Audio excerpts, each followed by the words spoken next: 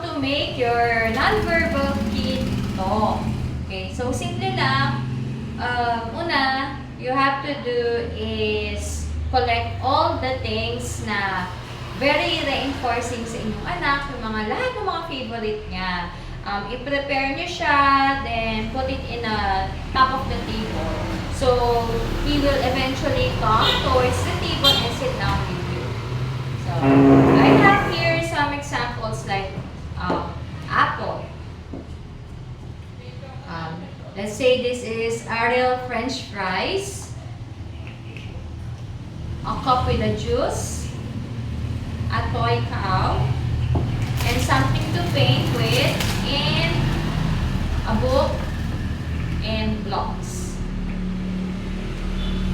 So, here's how to do it. Hintayin niyo siya mag-manding or hintayin niyo siyang lumapit and mag-request kung ano yung gusto niya.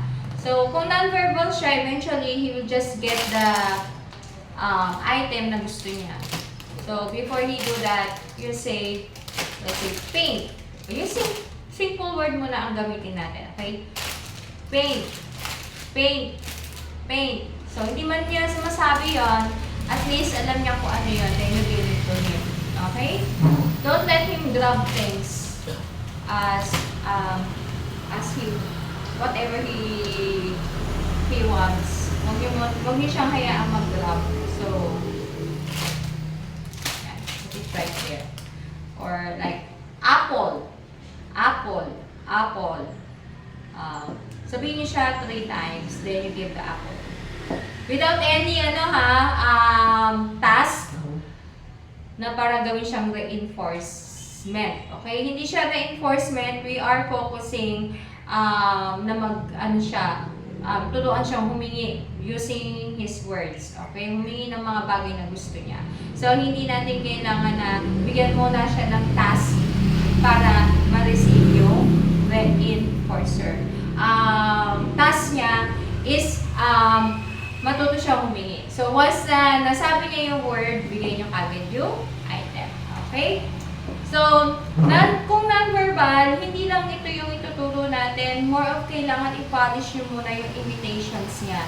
Imitation, sound imitation, physical imitation, lip imitation. So, kasi nga, diba, nagsasabi tayo ng 3 words. So, let him look sa mouth niyo para magaya niya. So, kung for yung imitation skills niya, isa yan sa target goal natin. Okay? Target goals niyo. Say, apple, apple, apple. Okay.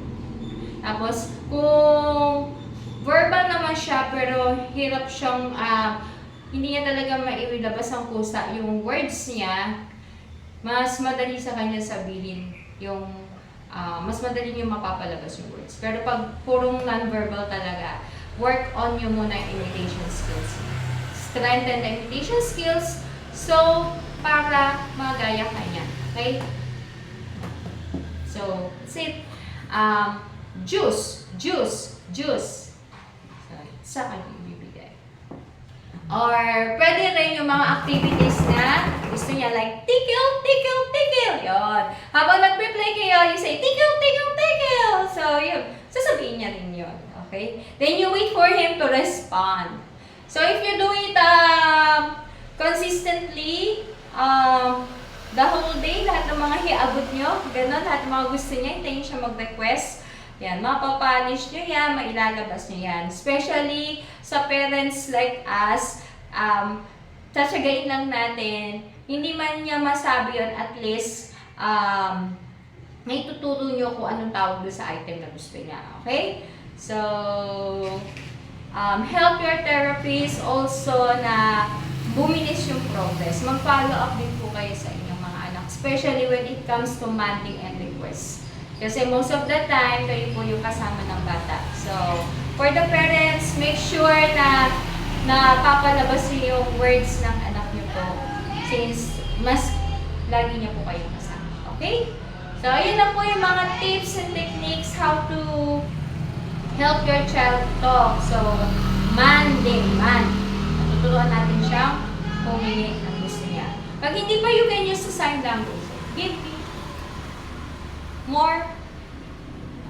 So, mga simple sign language. So, hindi naman natin kailangan aralin yung buong sign language. Okay? Pili lang kayo ng mga useful para sa inyo, para sa daily living nyo. Okay? You can do the action. Kaya kailangan talaga na i-strengthen natin yung physical imitation ng anak nyo if poor pa yung physical imitation skills niya. So, yun yung isa sa mga target goals para ma-achieve natin na maging communicative yung anak natin. So, that's it. That's one of the tips. See you on my next video. Thank you for watching.